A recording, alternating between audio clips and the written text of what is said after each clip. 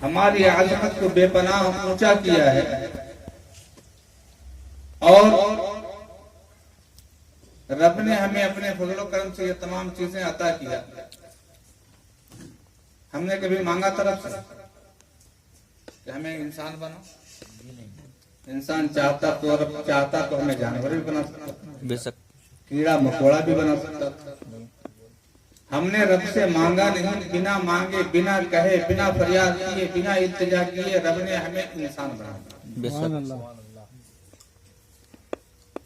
اور اس انسان کی تاریخ بہت بڑی ہے اور بہت بلند ہے. جب انسان کی تخلیق ہونے لگی, مختصر میں بتاؤں کہ جب انسان کی تخلیق ہونے لگی تو سب سے پہلے فرشتوں نے اعتراض کیا. فرشتوں نے اعتراض کیا کہ رب کائنات انسان کو کیوں پیدا کر رہا ہے؟ یہ تو دنیا میں جا کر کے خون ریزی کرے گا, فساد کرے گا, ایک دوسرے کے مال کو ہڑپے گا, جھوٹ بولے گا, چغلی کرے گا, غیبت کرے گا, قتل کرے گا. رب نے جواب دیا تھا انی اعلم ما لا تعلمون, کہ جو میں جانتا ہوں وہ تم نہیں جانتے. سبحان اللہ. اللہ رب العزت نے فرشتوں کے اعتراض کے باوجود فرشتوں سے ہی حضرت آدم کا پتلا آب و گل کی منزلوں کو طے کرایا. اور جب انسان کی تخلیق ہوئی تو رب نے کہا فرشتوں تو نے ہی اعتراض کیا تھا انسان کے اوپر میں, اب تو ہی اس کی سجدہ کر, اس کا سجدہ کر.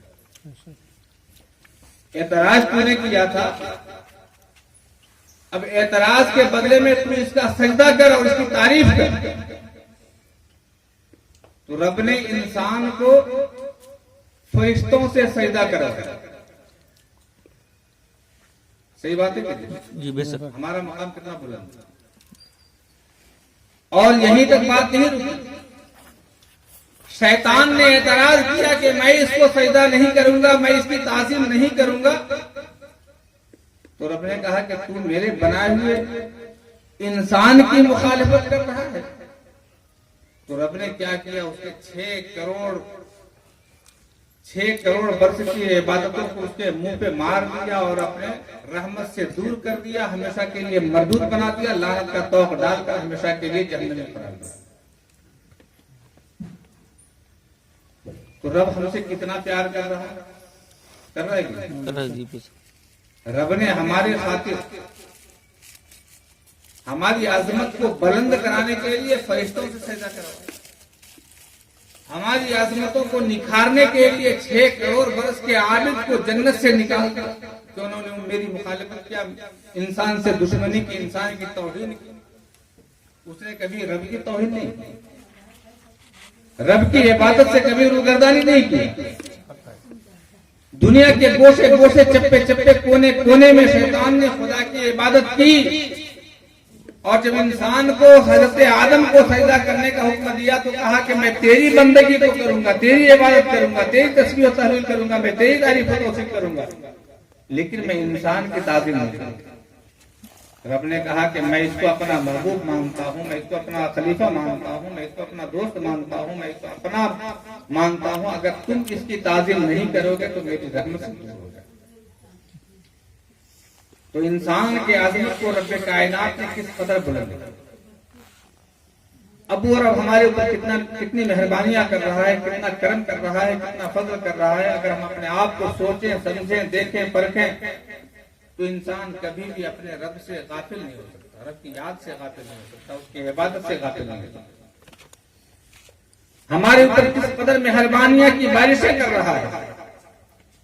آپ دنیا میں دیکھتے ہوں گے, میں تقریر نہیں کر رہا ہوں, کچھ باتیں بتا رہا ہوں. آپ دنیا میں دیکھتے ہوں گے کہ انسان کچھ بھی کرتا ہے کوئی نہ کوئی مقصد کو کرتا ہے. جی بے شک. وہ گھر بنائے کوئی مقصد کے تحت, بینک بیلنس کرے کوئی مقصد کے تحت, شادی بیاہ کرے کوئی مقصد کے تحت, بزنس کرے کوئی مقصد کے تحت, زمین جائیداد خریدے کوئی مقصد کے تحت. بے شک. دنیا کا انسان بے مقصد کچھ نہیں کرتا. تو رب نے ہمیں کیوں پیدا کیا بے مقصد؟ کچھ تو مقصد ہوگا. جی بے شک. अब रब से पूछे कि रब तूने मुझे क्यों पैदा किया, हमारे खातिर जमीन और जमा को बनाया, आसमान को बनाया, मट्टी को बनाया, मकान को बनाया, अर्श और कुर्सी को बनाया, लौह कलम को बनाया, हमारे लिए चांद सूरज को बनाया, सितारों को बनाया, दरिया को बनाया, हवा को बनाया, आग को बनाया, पहाड़ को बनाया, कायनात के जर्रे जर्रे को सजाया है। रब कायनात गरज और मनसा क्या है कि तुझसे मैंने कुछ मांगा ही नहीं, लेकिन तूने बगैर मांगे हमारे लिए सारी नेमतों को इकट्ठा कर दिया है। ऐ रब कायनात, तेरा गरज क्या है, तेरा मकसद क्या है, तेरा मंशा क्या है, तेरा इरादा क्या है, तू चाहता क्या है। रब कायनात का जवाब होगा, ऐ लोगों, मैंने सारी कायनात को पैदा किया है तुम्हारे लिए और तुझे पैदा किया है अपने महबूब से मोहब्बत, सुभान अल्लाह, सुभान अल्लाह, सुभान अल्लाह। अपने महबूब से पैदा मोहब्बत के लिए, अपने महबूब की फरमाबरदारी के लिए, अपने महबूब की आदत के लिए। हालांकि कुरान का इरशाद है, वमा खलक़तुल जिन्ना वल इंसा इल्ला लियअबुदून, कि मैंने इंसान और जिन्नात को अपनी बंदगी के लिए पैदा किया।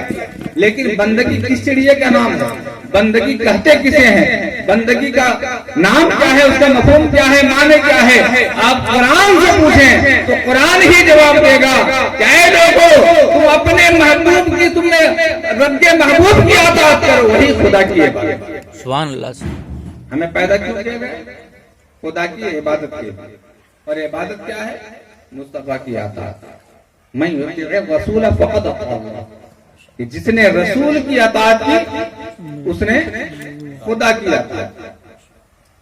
तो रब ने बताया कि मैंने तुझे अपनी बंदगी के लिए पैदा किया है, ये जाहिरी है, लेकिन हकीकत में है कि मैंने तुझे अपने महबूब की अताअत के लिए पैदा किया है। ये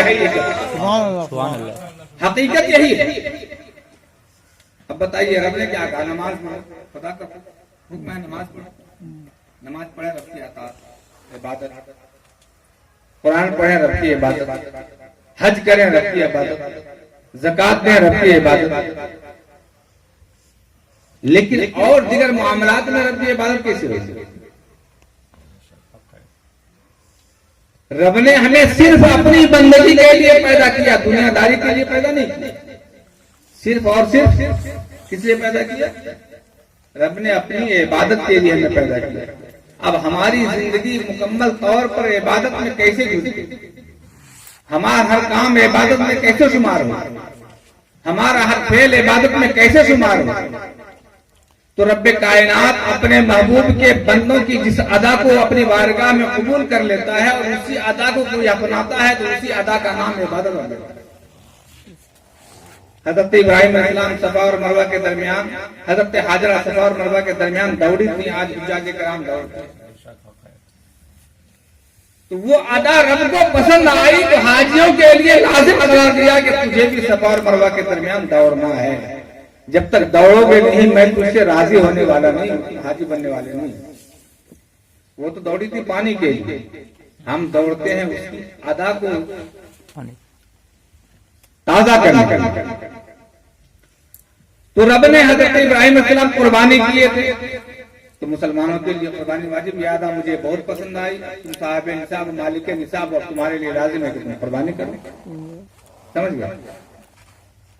तो उसी तरह बहुत सारा अमल जो रब को बेहद पसंद आया और उसी अदा को अपनी इबादत करार दिया कि जो भी बंदा मेरे इस महबूब की अदा को अपनाएगा, वो अदा मेरी बारगाह में इबादत करार दिया जाएगा।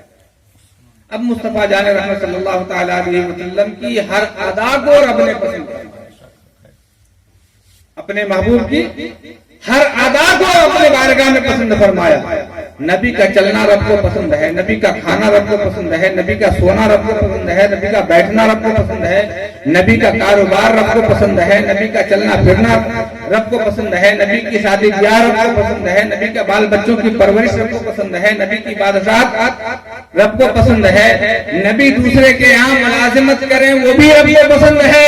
तो परवरदिगार आलम ने अपने महबूब की हर अदा को पसंद कर लिया और दुनिया वालों को ये बता दिया कि ऐ लोगों, अगर तुम मुझे राजी करना चाहते हो, मुझे खुश करना चाहते हो, मेरी बारगाह में सुकून हासिल करना चाहते हो, मेरी बारगाह में इनाम इकराम हासिल करना चाहते हो, तो सुनो, तुम मेरे महबूब की अताअत का अमल करना شروع کر دو. میرے محبوب جس طرح چلے ہیں تم اسی طرح چلنا شروع کر دو. میرے محبوب جیسے کھائے ہیں ویسے کھانا شروع کر دو. میرے محبوب جس طرح لیتے ہیں وہ لینا شروع کر دو. میرے محبوب جس طرح شادی بھی کیے ہیں اسی طرح تم شادی بیاہ کرنا شروع کر دو. تمہارا ہر عمل میری بارگاہ میں عبادت قرار دیا جائے گا, کیونکہ میں تمہاری ادا کو اپنی بارگاہ میں قبول نہیں کرتا, بلکہ جس ادا میں میرے محبوب کا جلوہ نظر آتا ہے میں اسی ادا کا نام عبادت قرار دیتا ہوں. سبحان اللہ. جلوے کو عبادت قرار دیتا ہے. ہم کھاتے ہیں, اگر کھڑے ہو کر کے کھائیں گے پیٹ بھر جائے گا, لیکن عبادت قرار نہیں پائے. ہم سوئیں گے پیٹ کے وقت سو جائیں گے, سونا تو ہو جائے گا, نیند ہو جائے گی, لیکن عبادت نہیں. ہم شادی بیاہ تو کرتے ہیں لیکن سادگی سے نہیں, جس کو ڈانس اور ڈی جے گیجے کیا کیا کرتے ہیں. شادی تو ہو جائے گی لیکن عبادت قرار نہیں دے گا. اگر اپنے عمل کو عبادت میں شمار کروانا ہے تو اپنے رسول کی اطاعت پہ وہ کام کیجیے. اپنے رسول کی اطاعت و فرمانبرداری کے مطابق وہ کام کیجیے. آپ کا ہر وہ کام عبادت میں شمار کیا جائے گا. آپ کا کھانا عبادت, آپ کا پینا عبادت, آپ کا سونا عبادت, آپ کا جاگنا عبادت, چلنا پھرنا عبادت, بال بچوں کی پرورش کرنا عبادت, تجارت کرنا عبادت, ملازمت کرنا عبادت, دنیا داری کرنا عبادت. جو بھی کام کریں گے مصطفیٰ کے طریقے کے مطابق کریں گے تو وہ ہر کام خدا کی بارگاہ میں کیا ہوگا, قبول ہوگا. عبادت. جی.